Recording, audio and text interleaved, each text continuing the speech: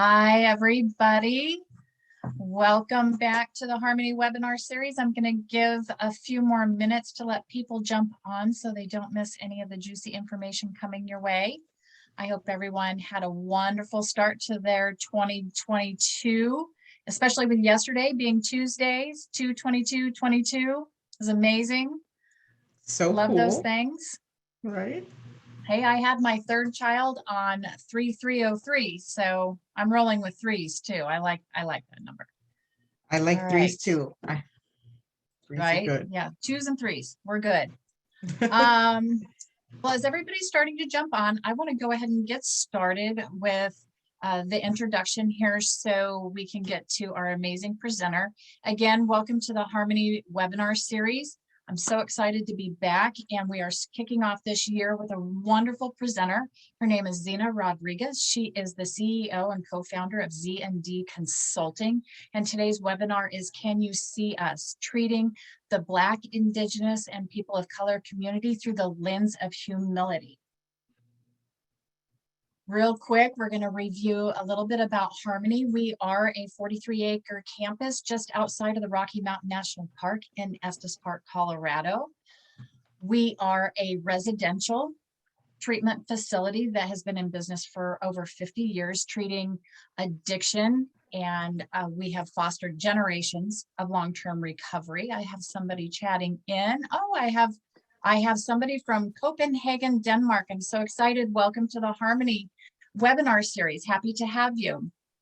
But back to Harmony real quick. We have staff at all levels of the organization that work together to create a comprehensive community of recovery support. We are a 70-bed residential treatment program. We offer medical detox, and we have IOP programs, as well as a very, very robust alumni program that we are so very proud of and continue to watch grow. We have a recovery center located, in addition to our main campus, located in Fort Collins, Colorado, to provide additional support, and that kind of houses our IOP program and any additional trainings we are able to provide. So we are a 12-step program that is gender responsive. And if you have any more questions about Harmony, feel free to reach out to us at 866-686-7867, or you can go to our website, which is harmonyfoundationinc.com, for more information on all of those programs and more. Let's see here. I can get my slide to go. A couple of little things before we get started. I want to make sure that y'all know there's a survey coming at the end of the webinar. If you do not see the link immediately post webinar, I will include it in the certificate email when those go out, which you will receive by email around March 1st. So please give me until next week to get those out to you. In the same respects, we do record all of these for you. So if you are interested in revisiting this, or you know somebody who would be interested in it, you can find that on our website under the Harmony EDU tab, and as well as all the rest of our previous webinars. So again, if you have any questions, please reach out to me. I am Chrissy Weeks at cweeks harmonyfoundationinc.com. So I would really like to thank Zina for joining us today. She's with Z&D Consulting, and if you would like more information on Z&D Consulting, please go to the website, and I'm sure Zina will have a contact page up for you at the end of the webinar as well.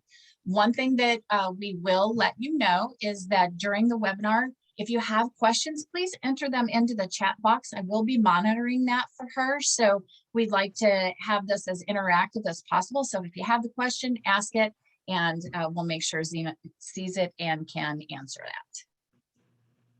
So a little bit about our presenter today. Zina is CEO and co-founder of Z&D Consulting, whose mission is to create inviting, intentional, and inclusive healing spaces for individuals to achieve mental wellness while creating pathways for success for individuals from underrepresented communities. She has over 25 years of combined experience in the private sector and in the behavioral health care. Her expertise includes strategic planning, multicultural marketing, multicultural program development, licensing, and accreditation. She has held senior leadership positions for national and global behavioral healthcare companies, where she has served as executive director in senior marketing and business development roles. As a certified diversity, equity, and inclusion executive, Zena collaborates with organizations to create an integrated DEI strategy to align with their mission and values with the goals of having inclusive environments for their staff and clients.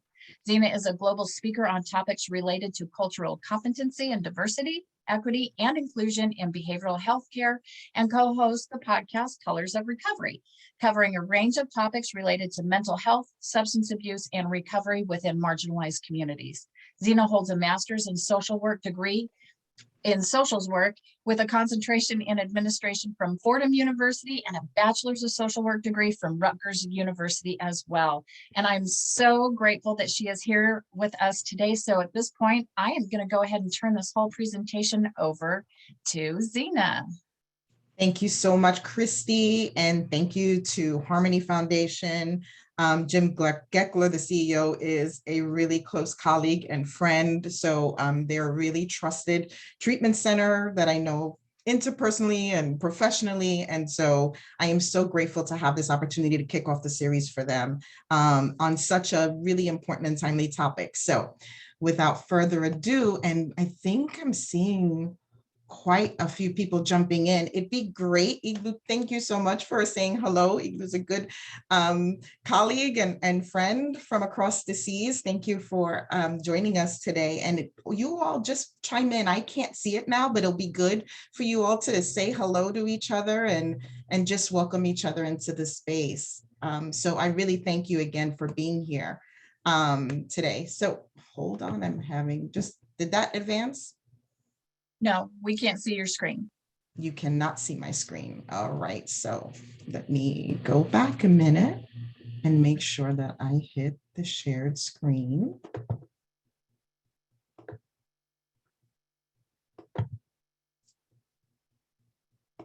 And we should be good now. And I need to start from the beginning. And I need to change this lovely tip my friend showed me a minute ago. We learn something new every day, Zena, right? She really hooked me up with that. Thank you, Christy. So here we are. Thank you for joining.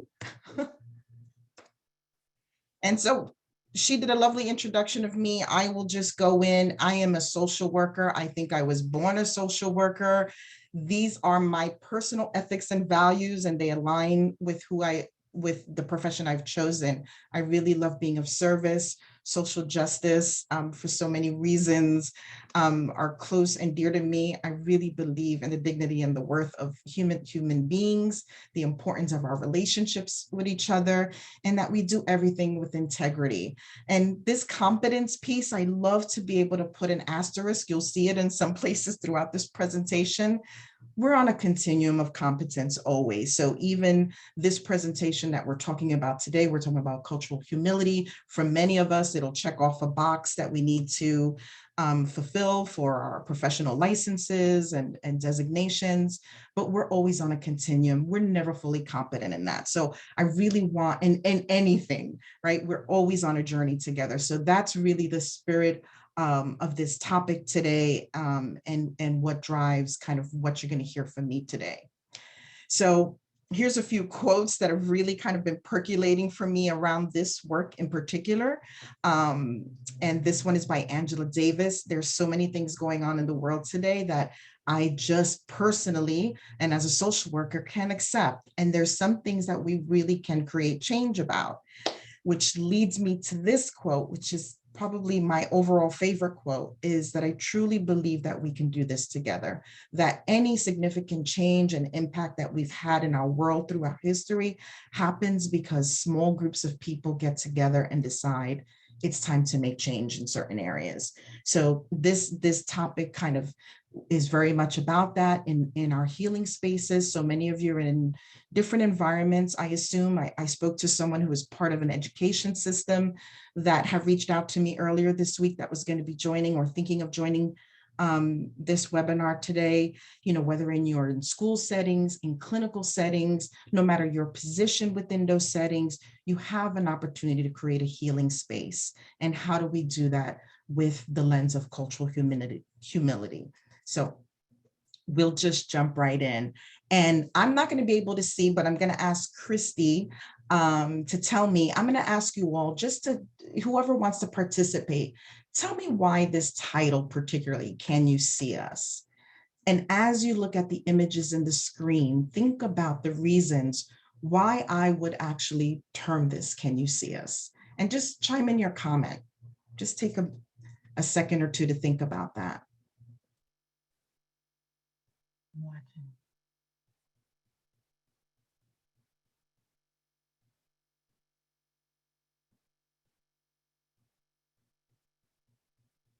And I imagine that some of you may be multitasking, and that's okay. So you may not be able to type in the screen. So if we don't get any responses, that's okay. So, and I'll Lindsay has a comment. She says, because Black, Indigenous, and people of color are often overlooked in many areas in research and programming, etc.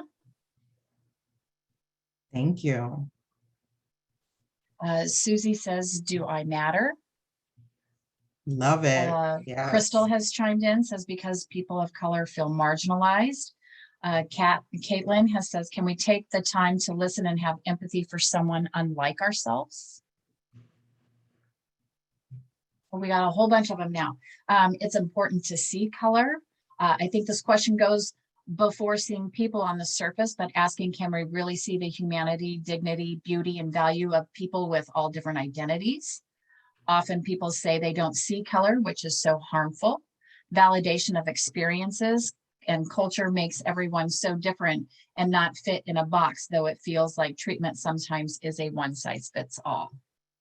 Great answers. All excellent responses, really excellent. And, when I look at the images, what I see also is what we don't see, what we assume automatically, because we look at people and we make automatic assumptions. And then there's the things that we don't see, and we don't see the intersections of who they are. And I'll talk about that a little bit more. And that really goes into culture when we think about what is culture and how do people define culture. So when we think about those images that we just saw, we can tell there's probably tons of intersections of what creates that individual human being. And we think about it in the context of treatment or a treatment setting. There's so much that we don't know about a person just by their outward appearance. So there's so many different implications of it. So ethnic, racial, geographical, all of us, no matter how we identify, there's intersectionality in all of that, right? So getting to know our patients other than making just that immediate assumption. And this term, what happens when you tell someone you don't see color. Some of you gave some really beautiful responses to that. And I probably can end my presentation just with some of that. But in all honesty, it's really about the core is validating. So I'm going to show you a cute little video that it's really intended for children. And it's from the Cartoon Network, but I think it so really well articulates in a non-threatening way. People are so threatened by this topic right now on the importance of seeing color. So let me just play that for you all. It's just a couple of minutes.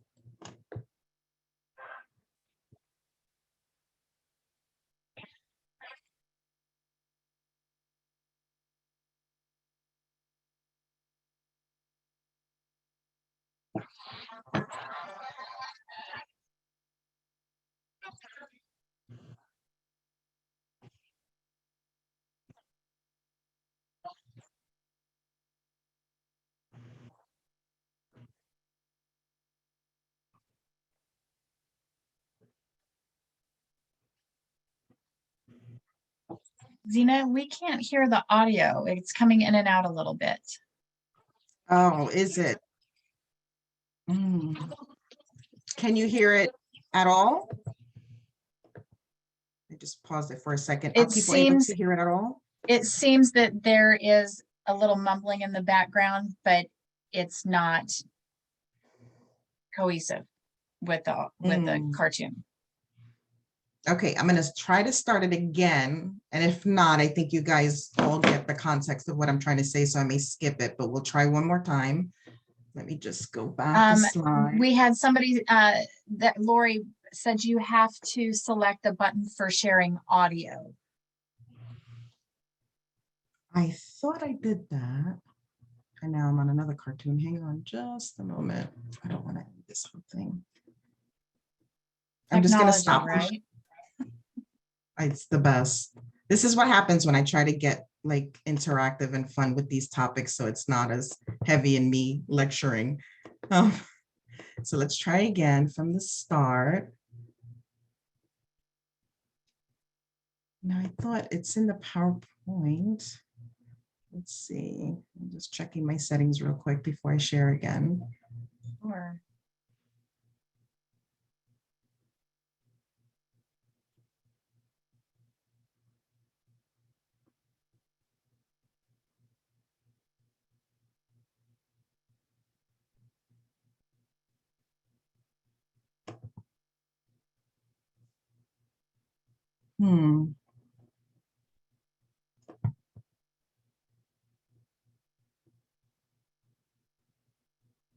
I'm not going to take up too much time because I'm not video settings. Hang on. Is this it? Okay, hold on. I think I figured it out, folks. Maybe. Maybe.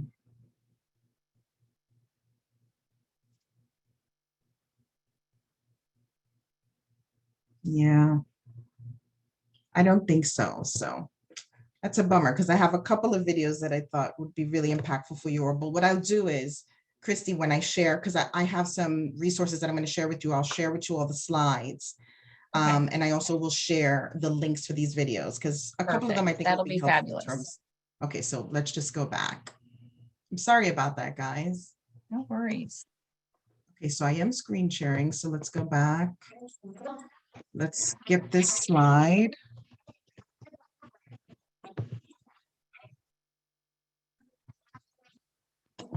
Okay. Maybe subtitle settings. That's okay. Are we good? We're good. Can we see? Am I in the place? Okay.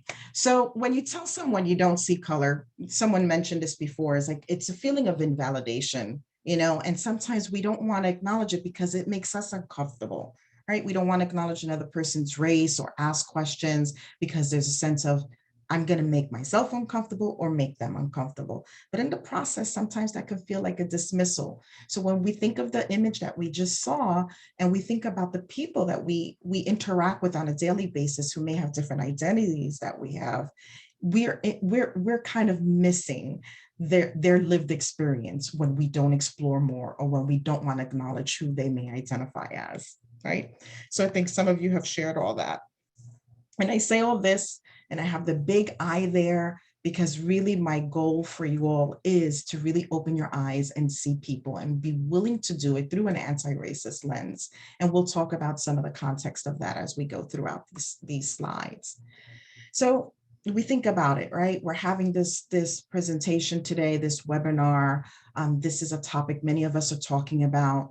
Why is it so important today? And I think more than ever, well, not think, what we know factually is we're our multicultural society, right? We are just, I'm going to show you in the next slide some statistics on where we are demographically, and there's a huge demand for care. We are overwhelmed, our facilities, our private practices. I'm sure many of you have waiting lists, and in for some marginalized communities, there's a real lack of access to care.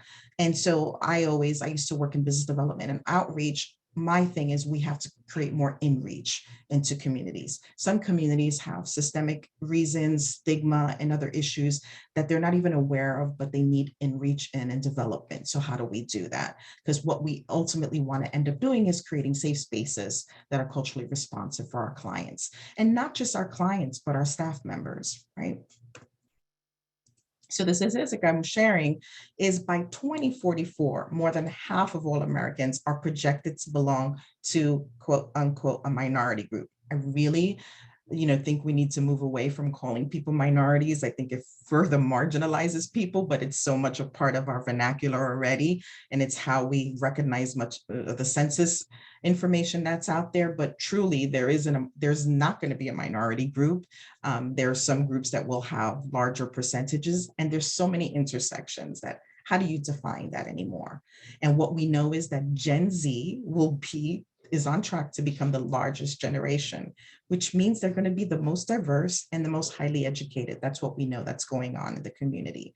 And I love these images I have on the screen because it's the youth, it represents the Gen Z that have really been pushing so many of our issues that are pertinent today. Climate issues, mental health issues, gun violence. They are the ones that are most impacted by it, and they're the ones that are creating the most change around it. So it's up to us, right? All of us in the older generations to really think about what we need to do to embrace the mental health needs of these communities. Because they're telling us, this is our, people don't love the term woke, but this is the group they're awake because they're living and thinking about their future. So we need to make sure that we're creating spaces that are going to accommodate their needs. So when we think about the impact of culture on substance abuse and mental health, I think about particularly what's going on in the context of where we are right now. So just this month alone, we're just ending in the next few days, we'll be ending Black History Month, right? But what's happening in America today is Black history is under attack. And Black history is actually our history. It is a collective history. It is American history. But look what's happening to us right now. Look at what we have. And I'm sorry, because my little thing is, I got to move my bar. It was blocking the title there. Sorry. Hope you all can't see that, but okay. There are 36 states right now that are restricting education, racism, bias, and contributions of racial ethnic groups. Zena, So yes. we just lost your slide. Oh, you did? Let me try to start again. Sorry, guys. Let's start again.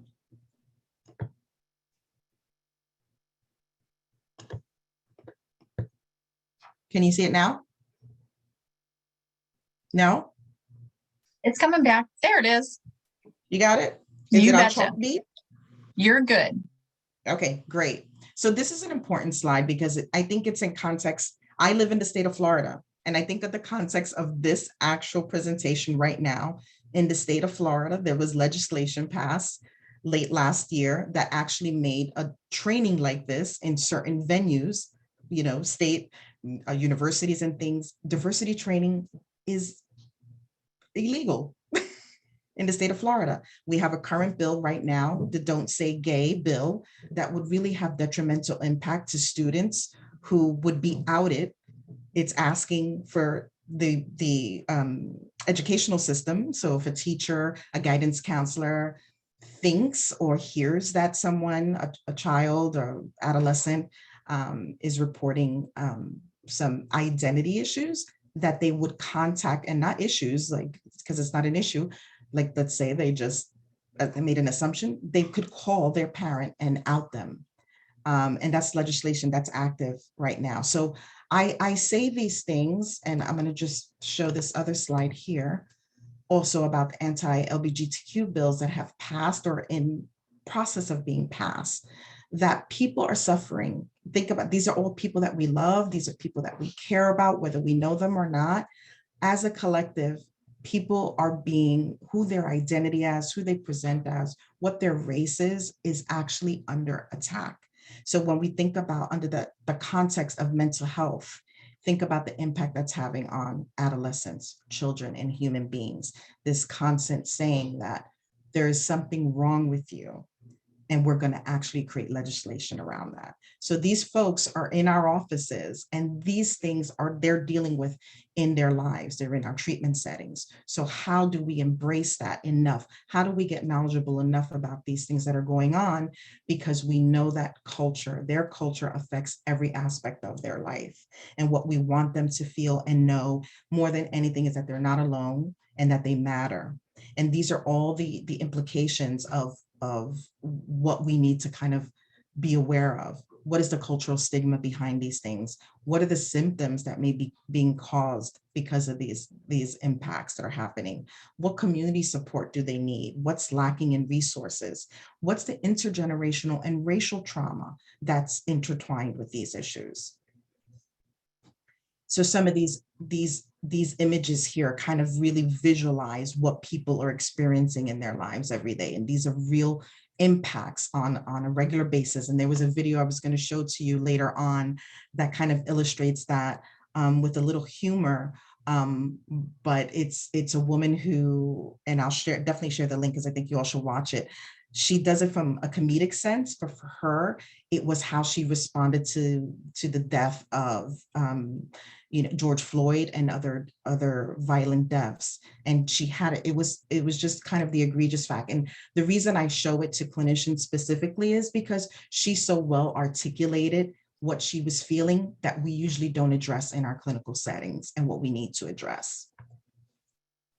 So we think about this image is from the American Psychiatric Association, how it input this is another way of us to visualize it, what people are experiencing it, what they may be communicating, verbal or nonverbal, what the manifestation of symptoms are. And this could be very different depending on culture. So depending on the population you're working with, you would want to do your research about the culture you're working with, because sometimes our own lens and our own biases kick in here and our own training kicks in. Because remember, a lot of our training, the basis of our training is white patriarchal men. A lot of our research is based on a white homogeneous population. So when we're working with other populations, we may not be understanding their symptoms in the lens that we've been trained in. So when you're dealing with particular populations, I really encourage you to really investigate that and do your own research around that, because sometimes what we see as symptoms and what we know from our own training may not be what's actually happening with a client based on their own cultural background and orientation and things that they've experienced. So all of these things I think are self-explanatory around that, but I wanted to share that slide with you because I think it really well illustrates the impact. The other big, huge thing that we know more than ever and that COVID has shown us is the huge disparity, not just in healthcare, but also in mental health care for minority communities, Black and Latino communities, marginalized communities, and the LGBTQ community. I have slides and slides and slides of statistics, but I won't bury you with them because I think you all know that it's just really egregious. So I'm highlighting a few kind of really like larger statistics that jumped out at me that really say that we are in a crisis point and we really need to respond as a mental health community. So if you look at that particular one, Black boys and men from 15 to 24 years of age, 47% was the rise in suicidality. That's crisis level, right? Same thing, we see that adolescents of color have been disproportionately affected as well. And there are tons and tons of statistics that are coming out. Now that we're going into 2022, there's more recent statistics coming out, and SAMHSA will be putting out their 2020 stats. But we are getting a preview of kind of how egregious the disparity in care is. And we need to respond to it as a community. So there's just some more statistics there. But I think overall for us as clinicians or providers in the room, organizations who are providing some type of care and having interaction, what does that mean for us in terms of cultural humility and cultural competence? So I've put it here like cultural humility, our ability to be open and honest and looking at people for who they are, kind of seeing the color, seeing the different cultural aspects of individuals, creates the cultural competence that actually gets us to respond. And I put that competence as an asterisk because the asterisk is this: we're on a continuum. None of us will be competent. So I'll drill that kind of continuously because I also want us to get comfortable with that. It's okay for us not to know everything about everyone. Our biases will change over time. And I'll talk a little bit about that as well. But it's our ability to want to be aware. And that's where the humility piece comes in. And it allows us to be culturally responsive. So why is that important? You see that stat there. And this is from SAMHSA. And it's kind of, I think it's from 2016, this particular one. It's in tip 59. 50% of racially and ethnically diverse clients end treatment after one visit. So you kind of wonder why. And, one of the things I'm going to posit that I think is a reason is this next stat here. The therapist demographics are what they are. And these are not going to change for quite some time. There's a lot of conversation about, of course, reaching out to, I talk to organizations about, how can they diverse their employees, depending on where you live geographically, that can be a challenge. But here's what I know, you can do a lot of recruitment to diversify your workforce, but that's going to take time. In the interim, because we have such a huge disparity in who actually provides the treatment, and 76.4, 78, nearly 80% are white. And from a gender standpoint, I don't have it there, is majority female. We have a responsibility to learn if you fall into this category. This is why cultural humility and really doing your own research and your own homework around and participating in webinars like this is so critical at this juncture, because you are the ones on the front lines right now who need to respond to the statistics I just shared with you before. So we'll talk about that a little bit more. Dina, In terms of, I have a question. yeah. So what are some of the reasons as to why there is such a huge disparity in the demographics of therapists? I think primarily, I think it's when we think of our structures of education in general, when we think about who is getting themselves educated, I think it's a lot of structural reasons and it's institutional reasons of why that happens. I also, that's my personal belief. I think a lot of it is historical. I think who seeks higher education in this country, when we look at numbers globally, no matter what the career is that you're going to find that it's the white community that on much larger percentages have higher education for many reasons and social determinants. Mm-hmm. So that's my quick answer there. Jim has offered a resource. He says that therapistofcolor.com is a great resource to access in Colorado for anybody who's interested. Again, that's therapistofcolor.com. Thank you for sharing that. And one thing there is not a lack of anymore, and that's why I say Google is doing your own research, and Google, it will be your friend in this aspect. There is so much information now available than there ever was before. And it's just sometimes a matter of digging. And as I was sharing with Christy earlier, I have iterated this workshop. Every single time I do it, I add to it or I change it because there's just new information that comes out. There are so many tools available now. I'm working with NATAP. We will be publishing one, and there'll be a webinar for next month specifically related to diversity and culture within addiction treatment settings. So this is a time where you can find information. It should be your responsibility to want to seek to learn how to work with populations more. This is really a wonderful time to do it because there's a lot of information out there available. So I think what's more, and so now, like you do your research, you have someone different from you in a clinical setting. What's the most important component? And even in work settings with colleagues, it's the relationship building at this point, and it's about learning from each other. So many of us have different lived experiences, and the only way you get to know about each other is by actually sharing with one another. So I think that's also important in clinical and treatment settings. And there's kind of like that. There's boundary issues, there's appropriate sharing, right, within the context of treatment settings. But then there's the necessary, I think, at this juncture when we're talking about this particular topic. If you really want to get to know what are the issues that are impacting your clients, you really got to be able to create an environment where they feel safe enough to have a relationship with you, an appropriate clinical relationship with you, to be able to share their personal experiences. And they will not be able to do that if you are not comfortable with this topic and talking about race and talking about gender identity. So this is the responsibility that 76% of you have, is to start getting comfortable with that conversation.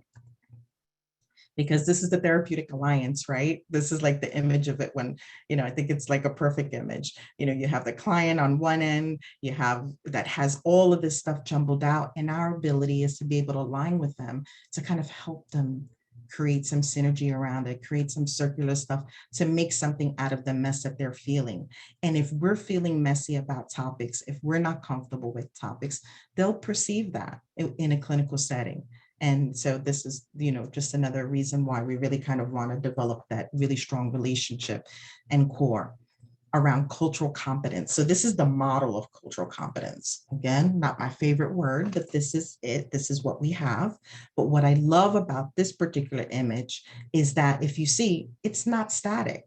So we use the word competence, but we know that it's not static, it's ever evolving. So what's your organizational support? What are the skills that you need developed? What is the critical awareness around yourself and others in your environment that you need to know so that you can achieve, so you can be on this continuum of cultural competency and gaining new information about people's experiences, people's situations, that you can get this comfort level in dealing with it in a clinical setting. And, some of the important things that we want to do is recognize, which I broached this a little bit earlier, is that we're not a monolith, right? Culture is not a monolith. We want to avoid the assumptions and the generalizations, and it's recognizing that there's culture within culture. Even in white culture, there's no white culture. There's no one Latino culture. There's culture within cultures and cultures. I identify as a Black Latina. What does that mean to me? My father is Black, my mother's Puerto Rican, but on both sides, I have African, we came from the African diaspora. So how does that affect me? I grew up in the Northeast. I grew up in an urban environment. What are the implications of that? Within those are all cultures that I identify with. How does that play out for me in a clinical setting, in professional settings? So that's the lens you want to be looking at when you're thinking of people. You don't want to just think of it as that one image you may see, because there's a whole lot more behind the image in front of you, right? And what plays out when we think about images and stereotypes? We all have them. We all have implicit biases, right? How do we know that we have them? What's a good way to test our implicit biases? If no one's ever done it, I encourage you to take the Harvard Implicit Association test. They have really expanded this, and I didn't know this until a few months ago. It kind of just was really based on race. Now they have so many different tests that you can do, and you can check your own biases and see where your own blind spots are.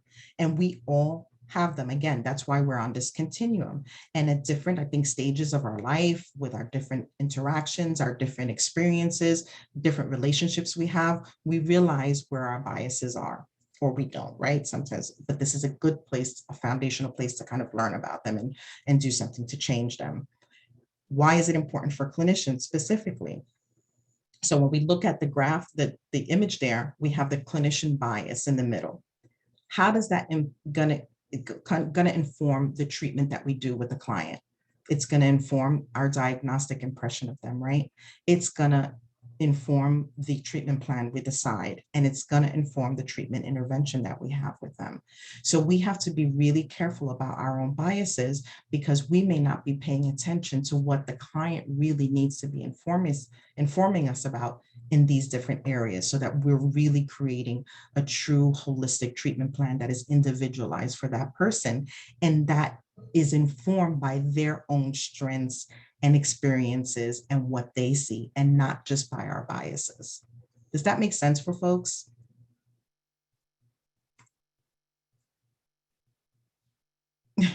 And I'll pause. Maybe it's a good time to pause there. Allow people to answer to that. Let's see. Great information, Zena. I will definitely take a look at that assessment test. Yes, Yeah, makes I particularly sense. love that. Huh? Yeah, and okay, good. And here's the other area that we often sometimes don't realize that we're doing, and we all do this on some scale or another, where there's macro and microaggressions that happen. And I have the micro and macro there in the larger type there. And then there's these smaller areas, not smaller, I just have there that we sometimes don't pay attention to, and they could be micro insults, micro invalidation, micro assaults. What does that mean? And I think that there is all self-explanatory, and I won't read it all off to your screen. From the screen, I really wanted to show you a video that really kind of like visualizes this in a big way, but we'll just continue this way. So the microaggressions also can have an effect on overt and covert racism, right? So microaggressions, you know, what is the intention behind it? What happens with that? What is the historical influences of it? So you can see what those are there. Same with intentional microaggression and unintentional microaggression. I'm going to try it. I don't think it's going to work, but tell me if you can hear it.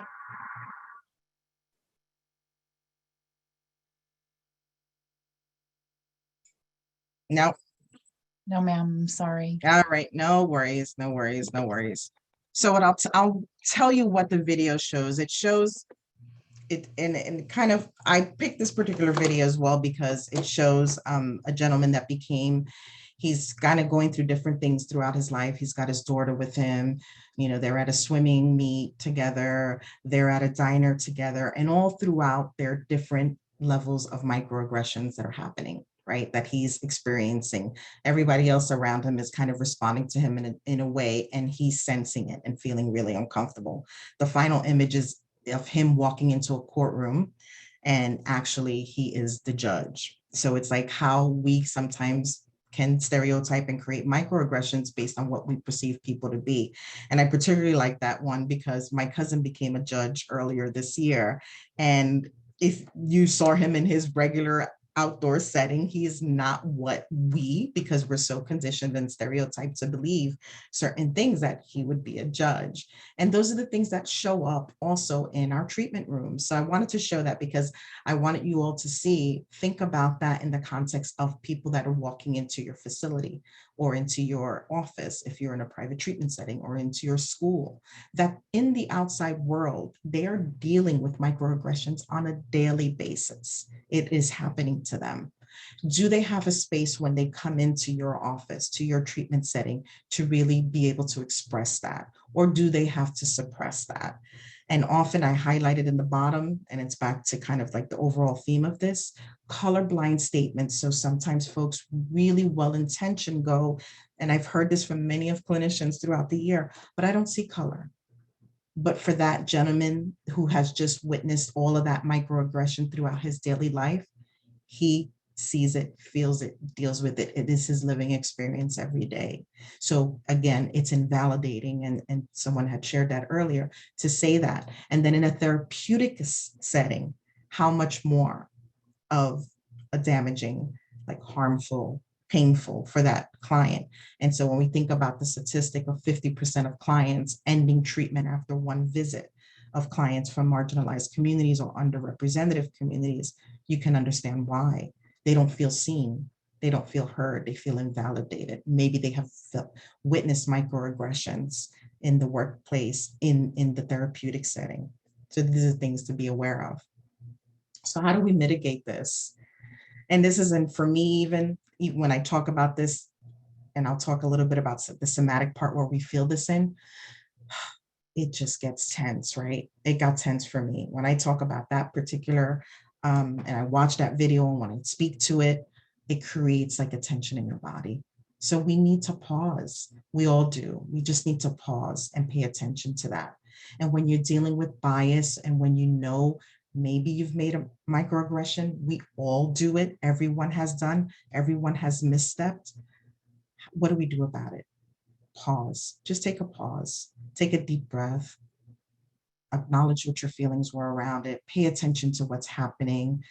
Think about what's the most productive way to deal with in this situation. If it was within a clinical engagement with the client, what do you need to say to that client to validate them again? What do you need to acknowledge about the misstep? And personally, you make a plan so that you do better next time. That's all we can do, right? So I think that's really like in all of this work, I think if anything, this work is heavy and hard. It's hard times we're living in. I think we all have to take a pause sometimes and just think about everything we're experiencing and how we want to react in these situations that sometimes make us feel the way we feel. So I think about when you're working with a client, just in the beginning and you're getting to know them, what can you do? What tools are available to you?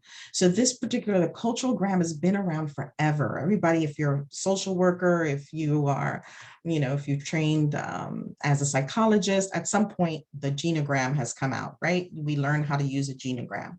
This genogram is really built under the context of culture. So it's thinking about, and you don't have to do this, you don't have to take this out with a client. You can just look at this and think about it as you're thinking about your clinical assessment of a client, of how you want to work with them. And, all of the areas are self-explanatory. Different clients, you may not need to discuss, you may know history about it. You also have to be careful sometimes with using tools like this, that you're not using it to over-represent a community that you may not, a stereotype about a community that you don't know about. So reasons for relocation or migration. If I would think about myself, because my last name is Rodriguez and I'm Spanish looking, people may automatically think that my family migrated from another country. But that's completely not true for me, right? I'm a second generation American. Besides being a second generation American, on my mother's side, Puerto Rico, or they're citizens. So you also have to be careful in the context that you're using this. And this is, you don't want to misstep in this area. But if you do, again, you just pause, acknowledge it and move on. But I think this is a helpful tool. I think using the diversity wheel is another way, another good tool to think about, look at as you're working with clients before you're working with them. What I like about this is it kind of really represents the intersections that many clients are dealing with, are experiencing. So these are just, little quick tools that you can use.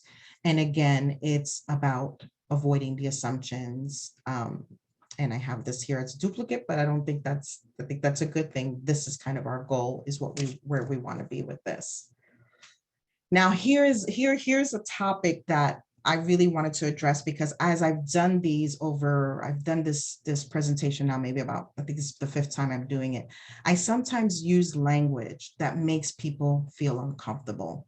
And there are particular trigger words that I have found that make folks uncomfortable. And the folks that are uncomfortable are the majority, 76%, white therapeutic community. And the language that will make them comfortable, if I use terms like white dominant culture, white supremacy, and there's a bunch of other labels.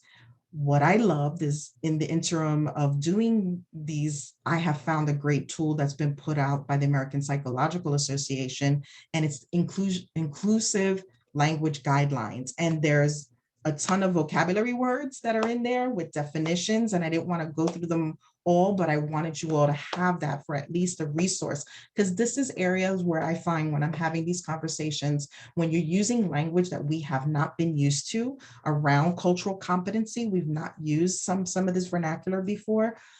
This is kind of a good tool to get familiar and get racial literacy around the language that you use and get uncomfortable with it. I think it's so important to get uncomfortable with it as clinicians, and more importantly, to explore why you're uncomfortable. And then find courageous conversations, find people that you feel safe enough with, that you can have a real deep conversation about this topic. I have had, over the last couple of years that I've been doing this work, I've had some really wonderful conversations where people have been able, and I've been able, both equally, both sides have been able to talk about the things that have made us uncomfortable, or make us uncomfortable. And I think the more we do that, and the more we do that in a responsive way, we will become better clinicians. And that cultural humility piece of being having enough humility that we can then respond appropriately will become just organic for us. So I really encourage you all to take a look at these guidelines.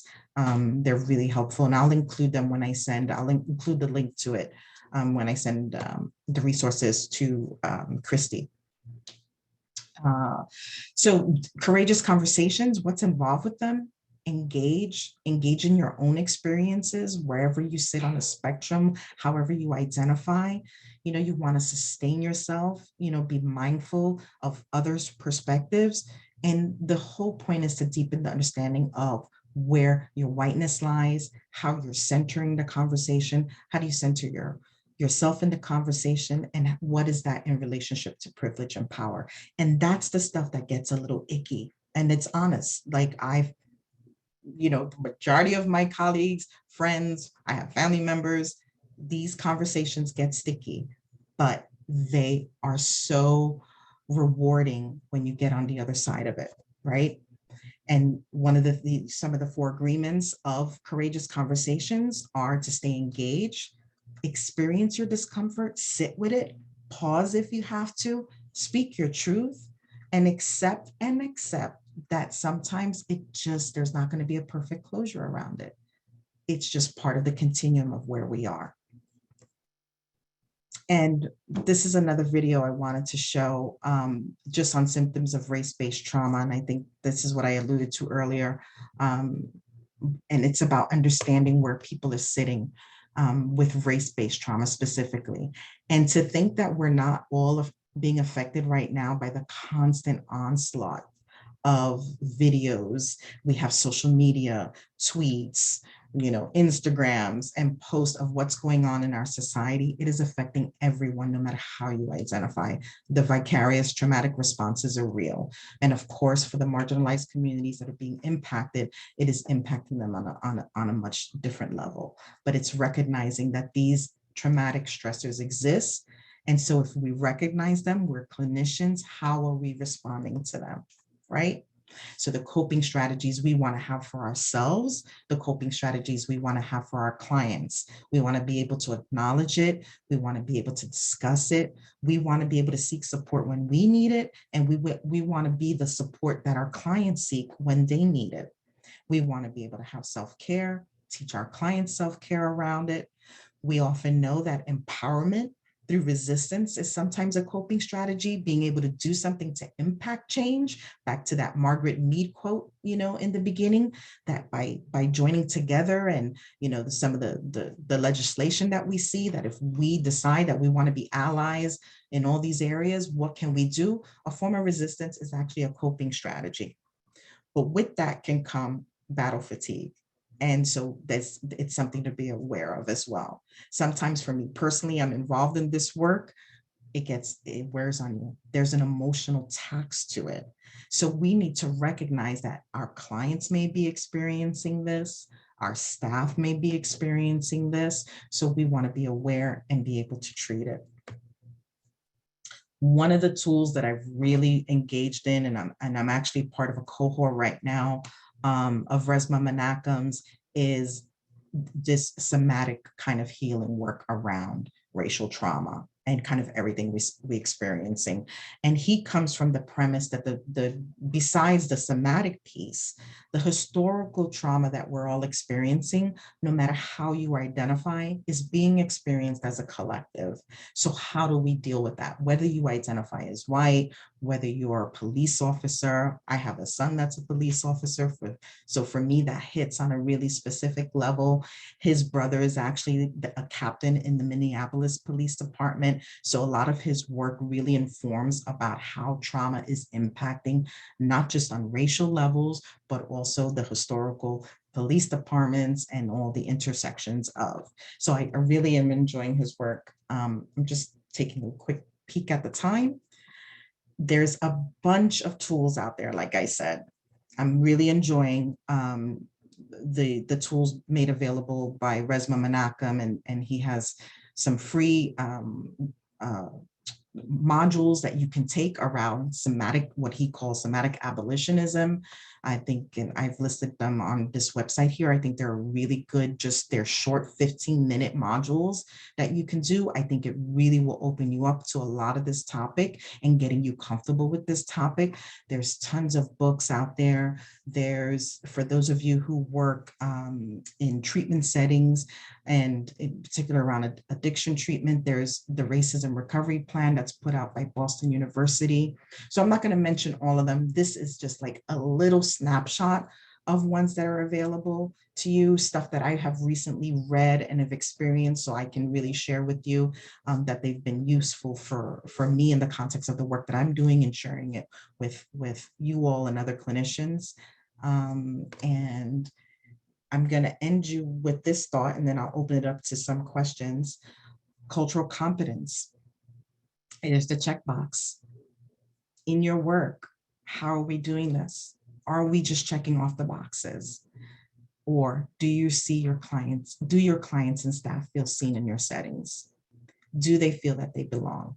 And that's where we want to achieve. That's the nirvana that we want to get to. But I think that we really are on our way. I love the direction that, you know, the health field is moving in. I think there's a lot more awareness around specific topics that we normally didn't talk about, like racial trauma. And there's just so much work to be done. And as long as you stay open to the process and stay curious, we will be able to impact change in a real way. So I'll pause and open it up to questions. Perfect. I have a couple of comments I wanted to share with you. Janine had shared earlier, she said, a moment of transparency. I know this training is how we offer treatment to our clients and working with them in the therapeutic setting to manage all of these emotions associated with macro aggressions. And then we as clinicians in the Black, Indigenous, people of color, diaspora also have to dissect, and manage our own experiences as well.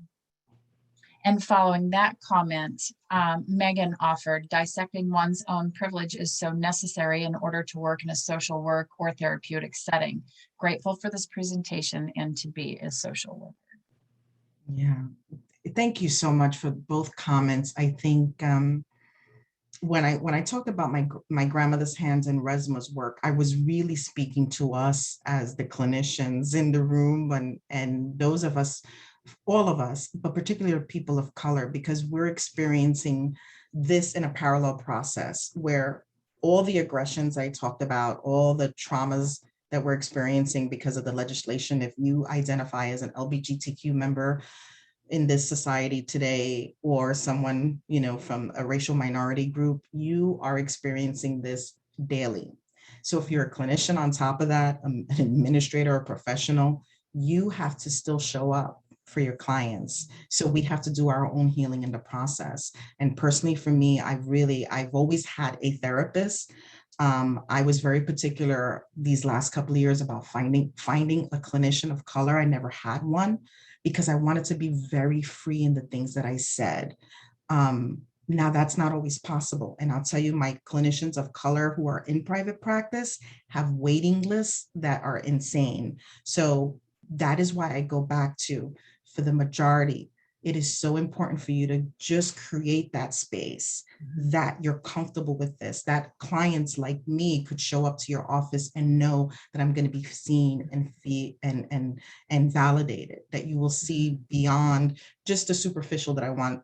And I'm saying that loosely, the normal things that will usually relate to depression, anxiety that we would bring to an office setting, that I could be comfortable enough talking about how I was impacted by something that was racially motivated on TV, how I felt about some legislation, you know, affecting the LGBTQ community. That's the goal of my presentation here, because I know we're not going to have large representations of people of color. Representation matters. I don't think it's necessary. I think what's necessary is to be compassionate in this field. Agree. Another resource that I've come across recently is Kimberly Crenshaw, as she talks about intersectionality and the biases that people actually biases that they incur on a regular basis. Jim has a comment. He says, thank you, Zena, fantastic presentation.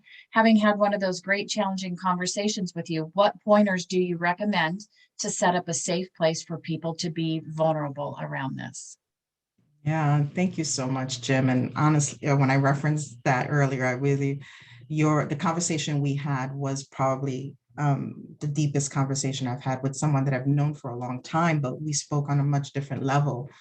I think the biggest tip was we just were honest with each other about how we felt about the conversation, where the conversation needed to go, what the feelings were, and we just created space for each other. And we did it in the most awkward space.